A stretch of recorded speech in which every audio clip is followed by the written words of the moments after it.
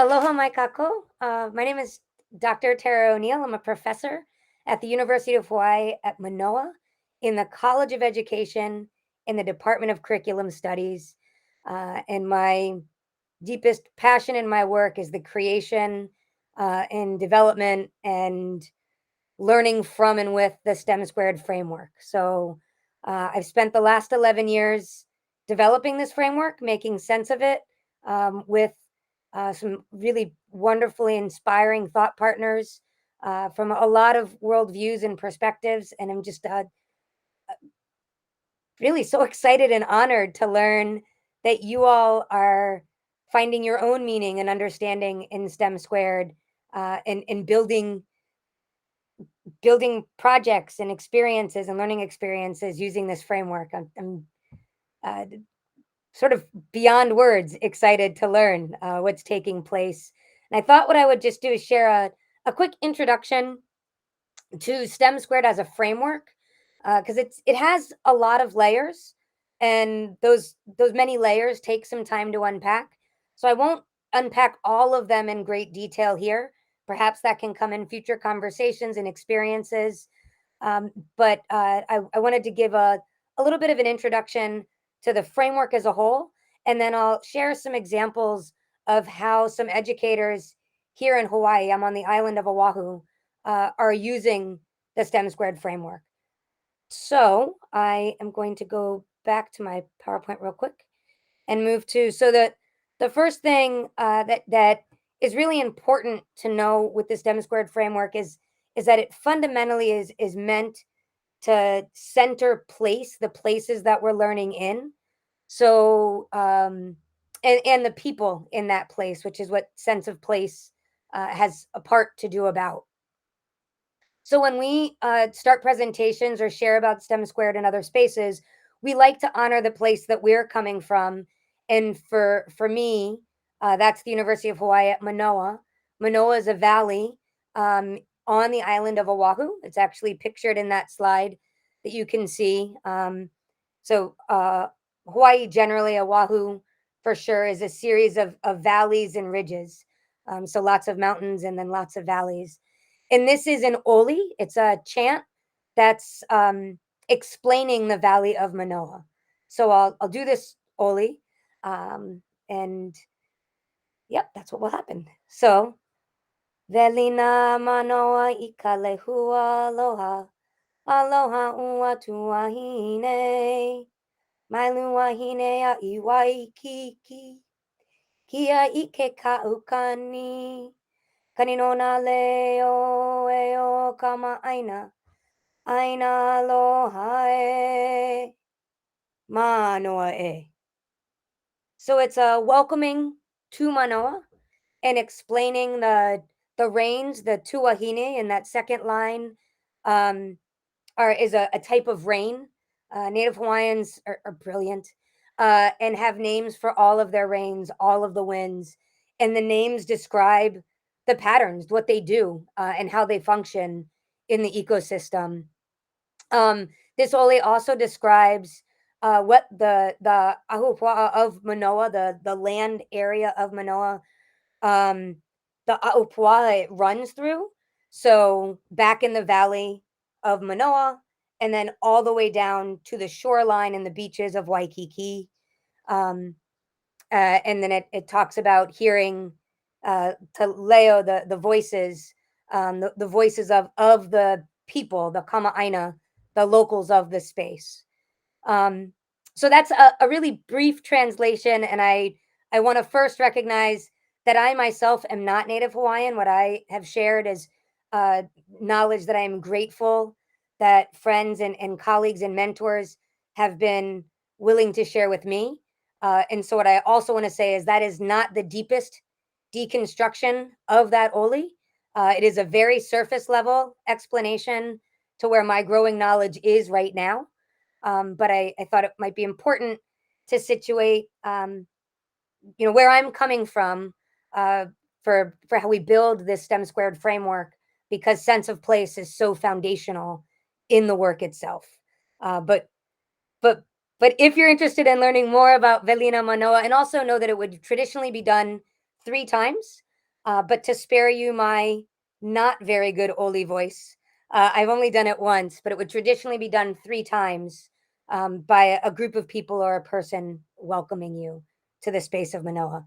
And should you want to engage in future conversations, I am more than happy to connect you with my teachers who teach me about these Olis, and particularly the Oli of Velina Manoa. So now that we've done this introduction to place, I wanted to, before I get into the words of things that make up STEM squared, really situate. I was talking with some with 4 alumni. STEM squared exists as this larger framework way of thinking about engaging and teaching and learning, and I am learning, really just way of thinking about engaging in the world. Um, and it that framework was used to build a master's program, and I now am really fortunate to get to do a lot of thinking work with alumni from that master's program who are using the framework in their teaching and learning spaces.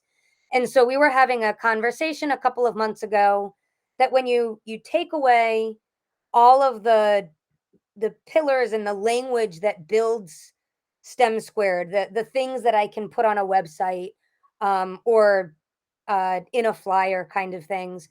What's really at the root of our practice? Because it's a place based framework, which means it doesn't look exactly the same everywhere, but it has a same feel. It's grounded in the same values.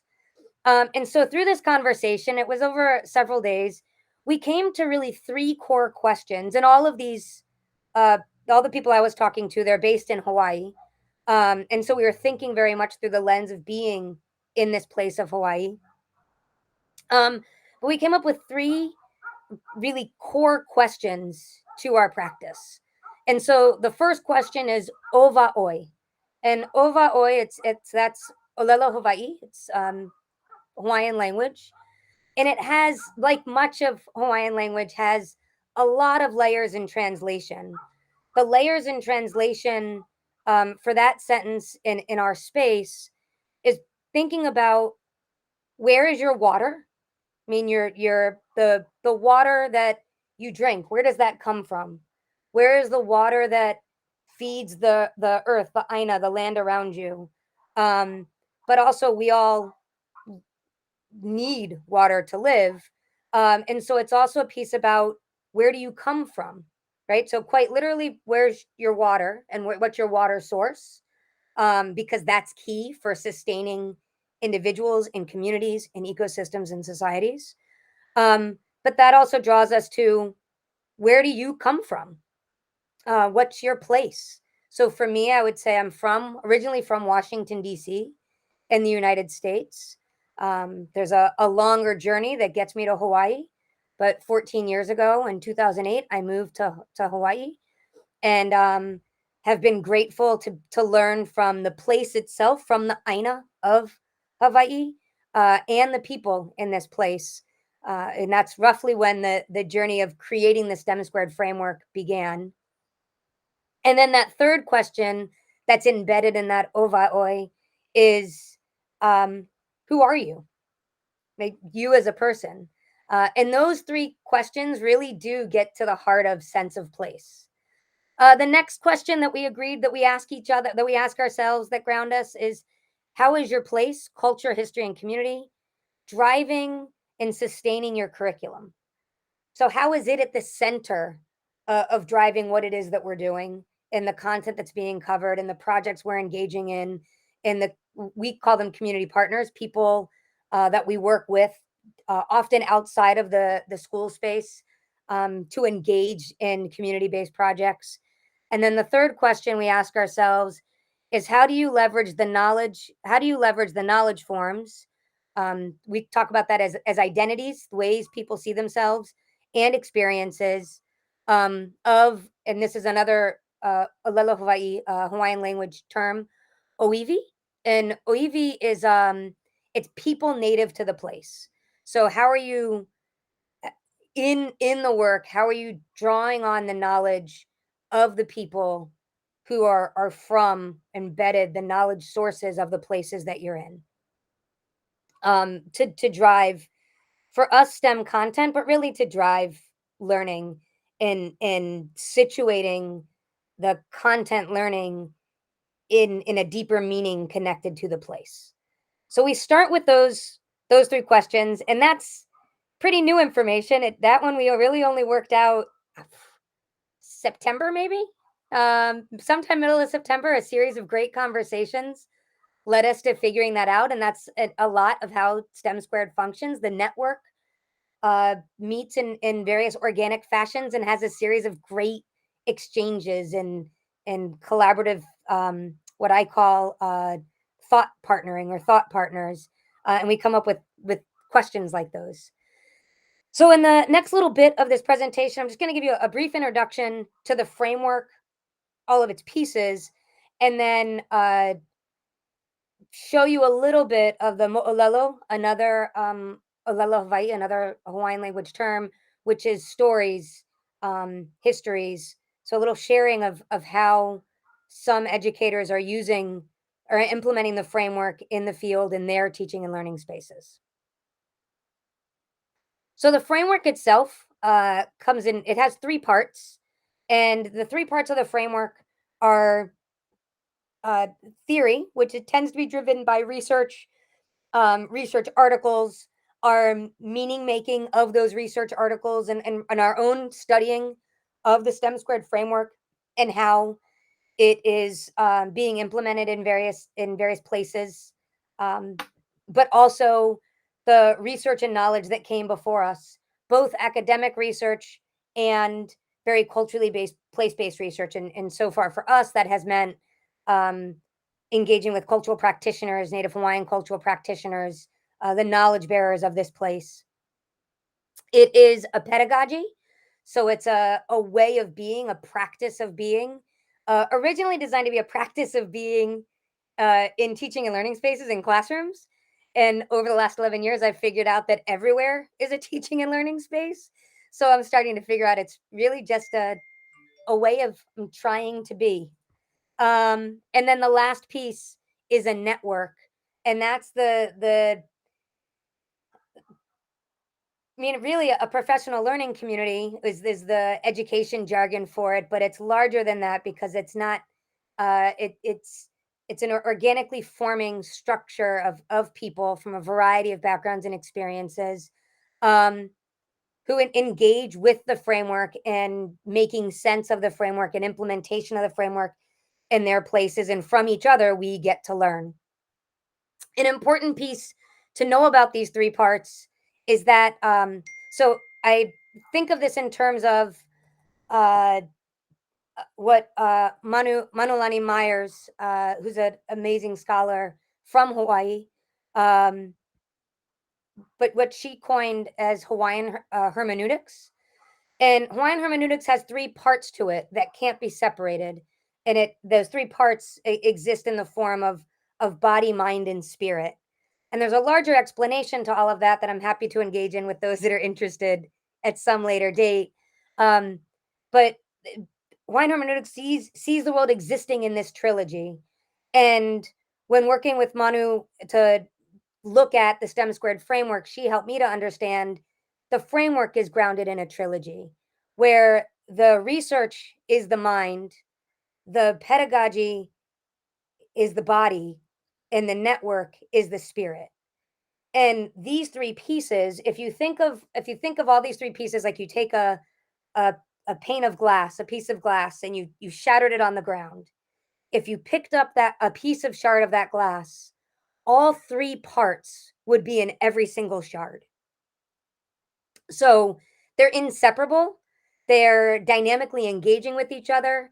Um, and so that's the 1,000-foot view of the framework. If I go to this next piece, this just talks about like the framework has, and there are two slides I'll show you for this. It was originally designed to really interrogate and look at how are we thinking about STEM in the field of STEM education and how we define it in the United States. And so what we did was we added an S and we squared it. So science, technology, engineering, math. In the center, and intentionally in the center, is sense of place, because it is central to the integration of all of this, and social sciences. because it is a framework meant to support real world problem solving. And if we're solving real world problems, then we need all possible knowledge forms. And we need to start to know how to select what knowledge forms we need as we're engaging in the problem solving. And so social sciences is imperative to expand the knowledge we can draw from. And then these words on the side here, on the right side, are the pillars that ground the value structure of STEM squared, three of which are Olelo Hawaii, or Hawaiian language terms, because they are just the best term for explaining what we mean. And this next slide will define those very briefly. There's definitely more to go into there.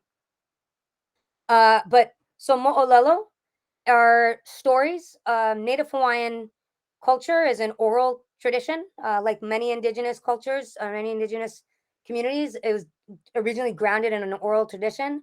And so mo'olelo, your stories, they are the history of our families, of the aina, of the land, of our places. And they're living histories. It's a living culture.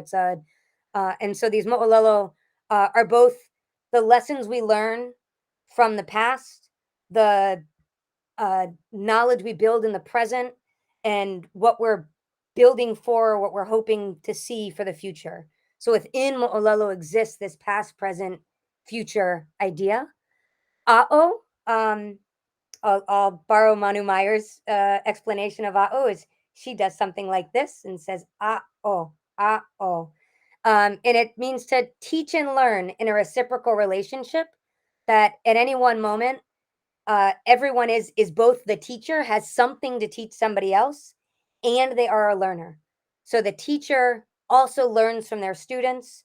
The student also teaches the teacher.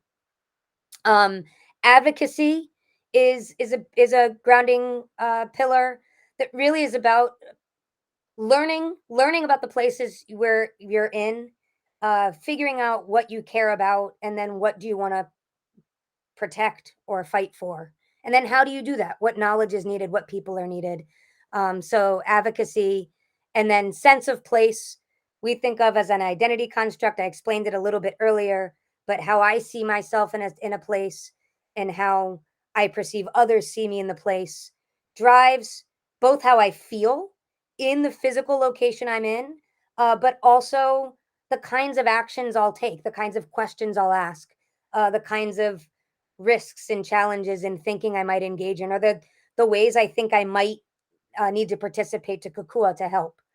And then makavalu is our last pillar. Makavalu, the literal translation in Hawaiian is 8 eyes. It really means, every Hawaiian word just has a number of layers of meaning. The literal translation being 8 eyes, and so you could think seeing a problem, a real world problem, from 8 lenses, different lenses at the same time.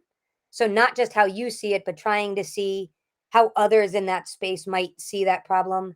But also there's a piece of that that's about what we call deconstructing, taking it apart and sort of trying to understand all the pieces, and then reconstructing. So when you deconstruct from one particular lens and then you reconstruct, what does it look like? And when you deconstruct an idea or an experience or a problem from another lens and then you reconstruct it, what does it look like? And doing that over and over again. So that's Makavalu. And then the space that I'll maybe end on here, because I think I didn't do the timer, so I think I might be running long. But Shava, I'll ask you if I am. Um, It's this fine. Okay, this is a grid we created. We call it the matrix, the STEM squared matrix. If you are a fan of the movie The Matrix, it allowed me to create an assignment that said entering the matrix, because I am a fan of the movie The Matrix. But the STEM squared matrix was designed, probably 3 years ago now, as we tried to make sense of how do the content areas and the pillars work with each other. And the reality is that you see in this matrix, there are all of these empty boxes. And if you think of this matrix as like a, in graphing terms, like a point line intersect, um, ideally, when we're really hitting it, and that's variable in places. Ideally, when we're really hitting it, you will see these pillars influencing how it is we think about these content areas, right? Like, what does it mean to Makavalu, to deconstruct and reconstruct ideas in science, science as a content area itself? What does it mean to engage in a science space where AO is taking place, where there's reciprocal teaching and learning happening? Um, what does the overlap of sense of place look like if I think about engaging in a mathematics problem solving, particularly if it's a road based problem? And then our fundamental ideal, where we're hoping to get to, is that eventually, while we've broken them down into these individual boxes so that you can see them cleanly, that we start to find pathways where all of this is really a jumbled magical mess, um, where we can get beyond a space of now we're in science, now we're in math, now we're doing technology, now it's language arts, but we're in a space of now is when I have to figure things out. These are the values I'm gonna ground my practice of figuring out, and I'm going to, if I'm grounding in these practices, these values, these pillars, I'm going to engage by integrating all of these content knowledges as is needed for the problem that we're trying to solve. Which also tends to mean that any STEM squared engagement is a collaborative kind of project. Um, we like to say nobody stems alone. It's hard to stem square alone because it's a lot. It's hard to Makavalu. It's hard to constantly deconstruct and reconstruct just with your own minds. You absolutely could be your own teacher and learner, but it's a much more dynamic process when it's happening with somebody else. Advocacy is a lonely, hard game if it's on your own. So if you can start to see that it's really a what I call a multiple minds framework. It's really a group work, collaborative, community based and driven kind of idea. So hoping that matrix helps to see a little bit of the intersection that the pillars and the content areas are meant to have with each other. Um, One of the ways that I've spent the last 7 years learning about this framework, right? 11 years ago, it started as an idea and a bunch of ideas I couldn't really explain. And then I got to work with a fantastic group of educators and community partners in a grant that we called AO Hawaii, to teach and learn Hawaii. And from there, those ideas turned into naming something STEM squared. That what I knew then was used to build a master's program. It's a 13-month master's program at the University of Hawaii at Manoa, where we have two summers that we meet. For us, that's really June and July. We meet for 3 weeks doing intensive um, field-based experiences, and then in the fall and spring, it's online. And this actually feeds the network because alumni then become members of the network. And it's from building this master's program that we built the STEM Squared Symposium, that we've been able to build out the network, and that I've been able to study over the last 7 years to be able to say any of the words actually I just said in the slides before. So it's in this space that very much to the principle of the framework is an AO space for teaching and learning about the framework itself. We're in the space right now, and I'll go through these pretty quickly because they're not my mo'olelo. These are the mo'olelo of other members of the network. Um, and so in time, I will perhaps you'll get to meet them and learn from them their mo'olelo directly. But various members of the network have then built upon this framework in their own teaching and learning spaces. And so I wanted to give some examples of in Hawaii where this framework is being applied. So these first few slides are Ramsey Fiorello. She is the person with the red hair standing with her beautiful family in this picture. And she says for her, the very first important thing is that place grounds us, that she's from the island of Oahu and from the district of Kolalapoko. Um, and then she names her reigns. And so she teaches at a school called Halakumana. Halakumana, well, she started teaching in a as an elementary special education is the field we call it in here in the United States, special education classroom, and she was looking for a way to engage students more meaningfully in the content that they were learning. And so she built a project when she was in a master's student in STEM squared. She built a project connected to the stream behind her school. There was a stream that ran through the grounds of her school, and the students did all of their science, all of their math, much of their language arts, most of their social studies, um, education from learning in and from that stream by studying the fish that live there and the plants that live there and researching what it used to be and what has changed over time. And that was where she started building place based and project based curriculum. Um, she has since moved to a school called Halal Kumana. It's a public charter school on the island of Oahu, but it's a Hawaiian focused charter school. So she's now in a space that focuses, its primary goal is to focus on Ike Hawaii, Hawaiian knowledge. And so all of her math, science, well, she now does, she focuses primarily in science, but she would say she integrates everything. Um, Her teaching happens through the lens of of Ike Hawaii, starting grounded in the knowledge of Native Hawaiian people, of their ancestors, of the indigenous people of Hawaii. And that then really focuses on it builds a sense of kuleana, which is a privilege of responsibility to the place and the culture, to ancestors and to the future.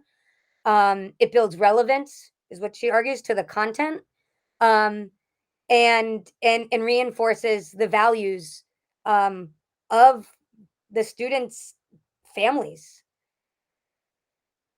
and also pushing for rigor, and so that in that rigor they engage in various practices. These slides talk about those practices. I won't talk about them in a ton of detail, because again, it is her story. Um, but you'll see, using Hawaiian knowledge and Western knowledge, what we call academic science knowledge, to make sense, to understand uh, what is happening in the ecosystem around their school. They engage in the histories and stories. They learn the skills of both being, an academic mathematician and scientist, and the skills of being, which aren't actually disconnected, the skills of being a cultural practitioner. So weaving and um, voyaging, sailing, voyaging canoes are just some examples. And they engage in advocacy. These are students at the Capitol building. Yeah, that's accurate. At the Capitol building, advocating for, yeah, you can see the outcomes here, for issues that are important to them, that they think are important to the place of Hawaii, um, which is awesome. So the second person, so that's Ramsey. Bella Finalfomatino, is this is a series of her slides. So, and again, I'll just do an overview. So she again grounds herself in that question that I started this sharing with, is ovai oi. Vai is freshwater. It would be the Native Hawaiian translation.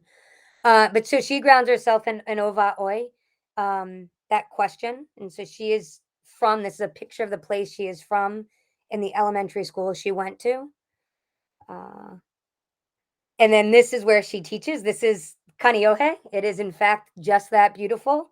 Um, but one of the things that she discovered, is in her STEM squared journey, is that the knowledge of Hawaii, the place of Hawaii, and the people of Hawaii isn't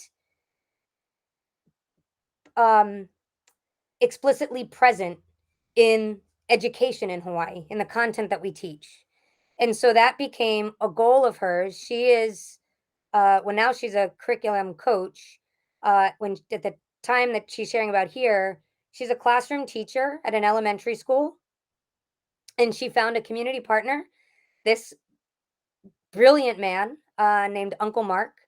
Uncle Mark uh, doesn't have, I'm not actually even sure if he has a high school degree. He definitely does not have a college degree. He is managing and he stewards land that has been in his family for generations. And I have never met anybody that knows so much about so many things. Uncle Mark can pick up a handful of soil and tell you exactly, it can give you a rough estimate of the amount of nitrogen in the soil, what that soil might be good for growing, what's feeding that soil, what's not feeding that soil, and what remediation methods might need to be taken. I mean, I've worked with soil scientists that can't tell as much from just a chunk of soil in a hand.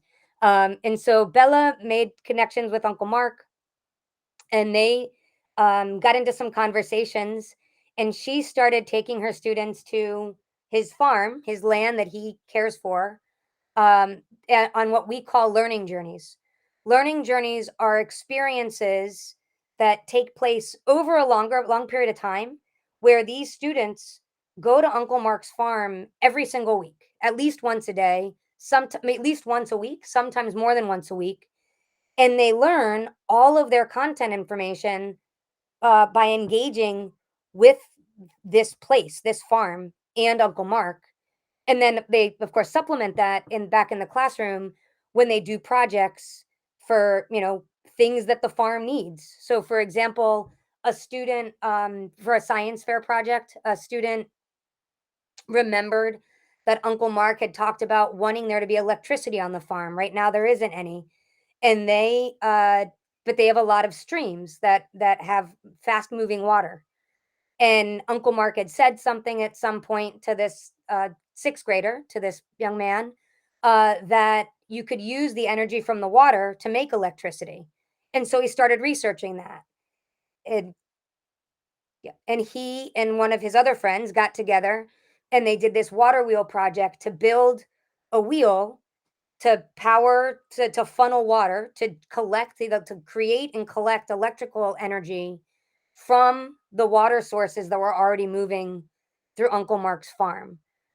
So that's, so she's really engaged. I mean, they've got a really close relationship now. Um, in terms of they learn about the history of the place, which means learning the engineering of the design of, say, the H3 highway, which has its own challenging story, to what the place was before, these rock walls and the history of each of these rocks, and who put them there before, to now restoring the place. And as they engage in the restoration practice, uh, learning about what does it mean to care for places and people in places, and to use to knowledge as a tool to be that caretaker. So, and his farm is in a place called Laluku. So that's Uncle Mark's farm is Laluku is the proper name of it. Um, if you ask Bella, and if Bella was doing her Mololo sharing, I am definitely, again, these are not my stories, so they will do them more justice. But then the last person I want to share is, um, wait, where am I? So this is Phil, um, Phil Fernandez Brennan. He is also an alumni from STEM Squared, and he's taught in a variety of spaces. The first few slides, in his slides, he talks about, we use this at a presentation. The three of us presented together at the World Indigenous People Education Conference about a month ago. So that's where these slides come from. But he explains his story through the pillars. So what Mo'olelo has meant for him. So stories expanding and deepening knowledge. That everyone's this teacher and learner, and these pictures he has Mo'olelo 2 stories for teaching and learning. These pictures all come from the space of the same school Ramsey teaches in at Halau Kumana. Phil also, and so he does this again with advocacy, and he did a birds project where students learned much of their content knowledge. His main focus as a math teacher, like when they hire him to teach, he's hired as a math teacher. But he taught math through studying native birds of Hawaii. And then within that, you sort of meld in all of these other content areas. And so what does it mean to look at, to Makavalu, to look through these many lenses and angles? And then advocacy, as you engage in this bird unit, what do you start to learn about your place and really care for? What do you choose to stand up for and protect? Phil is a couple years ago, he shifted from Halau Kumana and went to a public high school where the majority student population was Filipino, and he himself is Filipino. And what he'd started to realize is that while in much of his teaching life as a teacher in Hawaii, he had focused on Ike Hawaii, centering Hawaiian knowledge. Um, we have a large Filipino population in Hawaii, and if we're making things meaningful to people, we don't actually, there wasn't a lot in the curriculum that was meaningful in connecting to Filipino cultural knowledge.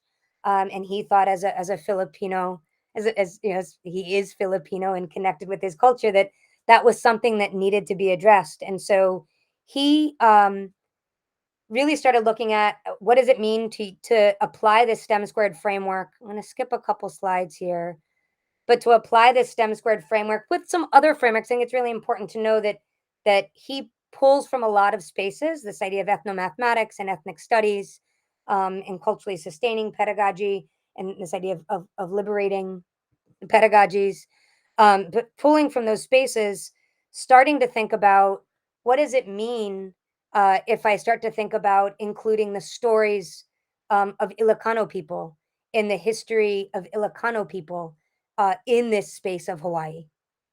And what would that do to curriculum? What would that do how I think about engaging in math projects and science projects and language arts projects?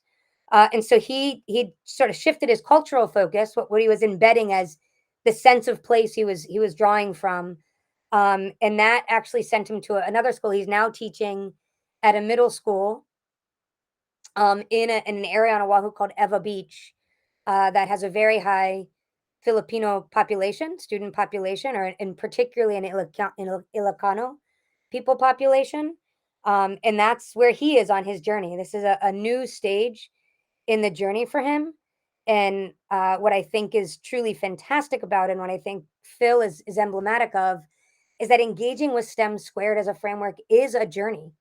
Um, it the pillars themselves call us to sort of always be asking, always be wondering, always be engaging in Makavalu, looking at ways that we can, what's a lens I'm not yet seeing through? How do I deconstruct that and reconstruct? And what does that do to the picture I see? So I hope that's helpful in any way, and that you're not terribly bored. If you feel like reaching out, that's my contact information. And that's just a little bit about STEM squared, and a little bit about how it's being used here. There are a variety of other stories, really countless other network members who have their own mo'olelo, their own journeys they're on, that I hope one day you get to learn with and from. And thanks for inviting us to be part of your journey.